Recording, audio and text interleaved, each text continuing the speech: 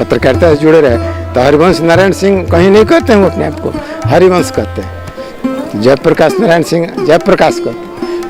JP के नाम से प्रसिद्ध हो गए। तो उसी तरह कर्पूरी जी के नाम से प्रसिद्ध हैं। वाइड एंगल में देखिए तो ये समाज के राष्ट्र विश्व स्तर पर इनको लोग जानते हैं। तब तक जननायक जन के नायक रहे।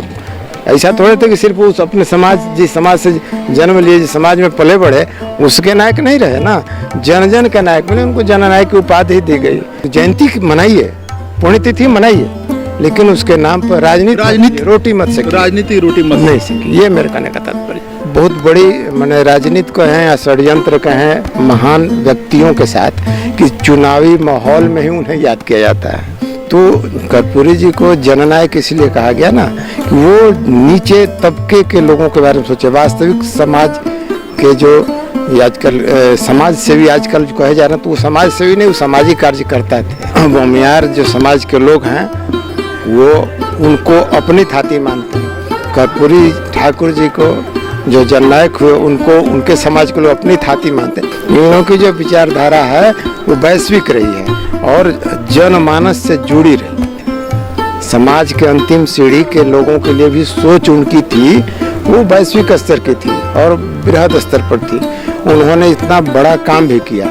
उनको भारत रत्न की मांग होती है, अच्छी बात है, भारत रत्न मिलना चाहिए। वैसे लोगों को ही तो मिलना चाहिए, वो लोग वास्तव में रत्न रहे हैं।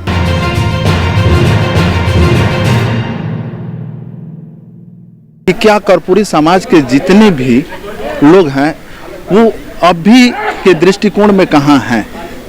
उनकी उत्थान हुई, उनकी पतन हुई, या फिर राजनीतिक रोटी सेका जा रहा है उनके नाम पे? देखिए, हम लोग तो बिहार में हैं और बिहार में सबसे बड़ी बात है कि चंपारण, और ये क्षेत्र जो है पूर्णतः मानवीय मूल्य और जातिगत आधार पर आधारित है। और जहाँ तक राजनीति की बात आप कर रहे हैं तो उनके समाज ही नहीं, किसी समाज के, यहाँ के स्वामी सहजानंद सरस्वती थे। भूमियार जो समाज के लोग हैं वो उनको अपनी थाती मानते हैं। कर्पूरी ठाकुर जी को जो जननायक हुए उनको उनके समाज के लोग अपनी थाती मानते हैं। जबकि ये सारे लोग पूरे वैश्विक स्तर पर है। ये लोग सिर्फ बिहार और चंपारण के स्तर के नहीं हैं। इन लोगों की जो विचारधारा है वो वैश्विक रही है और जनमानस से जुड़ी रही।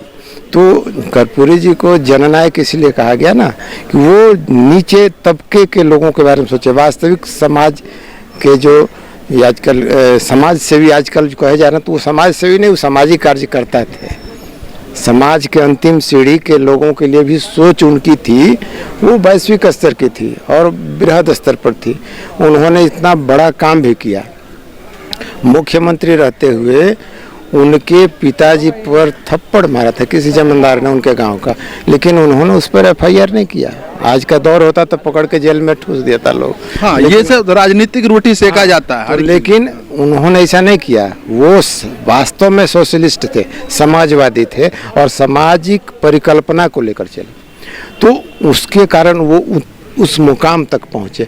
आज उनका जन्म शताब्दी वर्ष है और अगला लोकसभा चुनाव भी है, फिर उसके 1 साल बाद विधानसभा चुनाव भी होने वाले हैं। तो ये तो एक बहुत बड़ी मैंने राजनीति को है या षड्यंत्र का है महान व्यक्तियों के साथ कि चुनावी माहौल में ही उन्हें याद किया जाता है। ये गलत है। अगर है ऐसा, उनको मानते हैं आप, तो अन्य वर्ष में भी काम कीजिए और उनके नाम को लीजिए। सरकार को भी चाहिए कि उनकी जीवनी को, जो नैतिक मूल्यों को स्थापित कर चुके हैं, तो नैतिक मूल्यों को आगे बढ़ाने के लिए, नई पीढ़ी को बताने के लिए इसको पाठ्यक्रम में शामिल करने की ज़रूरत है।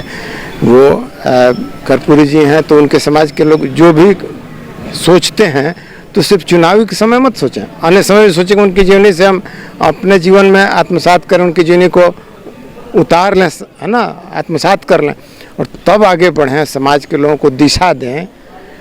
उनको भारत रत्न की मांग होती है, अच्छी बात है, भारत रत्न मिलना चाहिए। वैसे लोगों को ही तो मिलना चाहिए, वो लोग वास्तव में रत्न रहे हैं। तो समाज में राजनीति सारे करते हैं, लेकिन ये जयंती की राजनीति बहुत खतरनाक है। जयंती की राजनीति, जयंती मनाइए, पुण्यतिथि मनाइए, लेकिन उसके नाम पर राजनीति रोटी मत सकी, राजनीति रोटी मत नहीं सीखी। ये मेरे कहने का तात्पर्य, समझ रहे ना। अब चुनाव है, अच्छी बात है, उनकी जो राजनीतिक सोच थी, सोशलिस्ट सोच थी, उसको आप अंगीकार मैंने आत्मसात कर लीजिए, समाज के बच्चों को पढ़ाइए। वो सिर्फ उन्हीं की जाति की बात नहीं है, जाति प्रथा जो है, जातिवाद जो है, ये तो घर घर बैठी हुई है एकदम समाज में आत्मसात। तो उससे बाहर निकलने का काम कीजिए। ये लोग एक परिधि में नहीं है, ये लोग उससे अलग हैं। वाइड एंगल में देखिए तो ये समाज के राष्ट्र विश्व स्तर पर इनको लोग जानते हैं, तब तक जननायक जन जन के नायक रहे। ऐसा थोड़े थे कि सिर्फ उस अपने समाज, जिस समाज से जन्म लिए, जिस समाज में पले बढ़े, उसके नायक नहीं रहे ना, जन जन के नायक मिले, उनको जननायक की उपाधि दी गई। अब जिस तरह से एक और हैं आपके जयप्रकाश जी, लोकनायक, उन्होंने भी सबका प्रतिनिधित्व किया। अब उनको भूमिहार समाज के लोग कहें सिर्फ हमारे हैं, गलत बात है ना जी। लोकनायक हो गए, वो पूरे लोक जनता को ही कहता, शब्दों का सामंजस्य स्थापित किया गया, लोकनायक हो गए।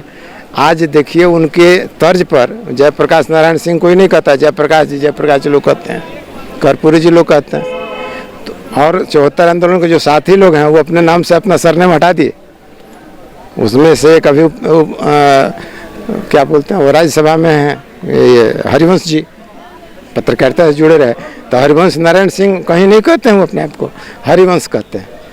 तो जयप्रकाश नारायण सिंह जयप्रकाश कहते हैं, तो जेपी के नाम से प्रसिद्ध हो गए। तो उसी तरह कर्पूरी जी के नाम से प्रसिद्ध हैं, और युगों तक उनकी अमर कृति रह गई, अमर रोल रहेंगे, वो लोग स्वर्गीय कभी नहीं हुए।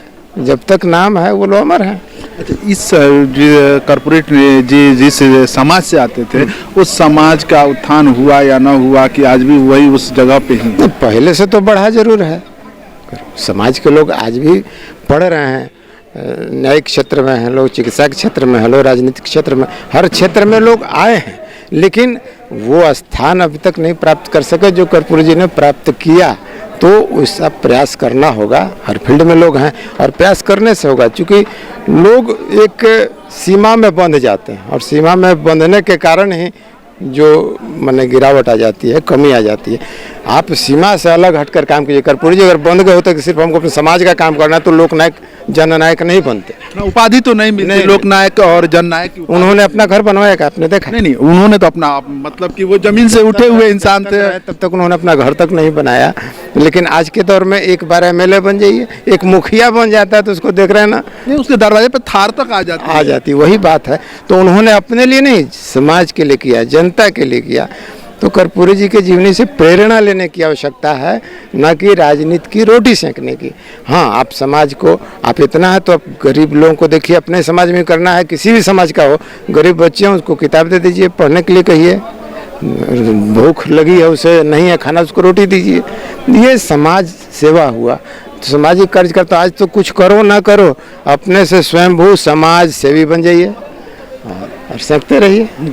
तो हमारे साथ अवधेश शर्मा जी थे, जिन्होंने कर्पूरी ठाकुर के ऊपर परिचर्चा में काफ़ी विशेष तौर पे इन्होंने समझाया। इसके लिए इनका तहे दिल से शुक्रिया अवधेश जी।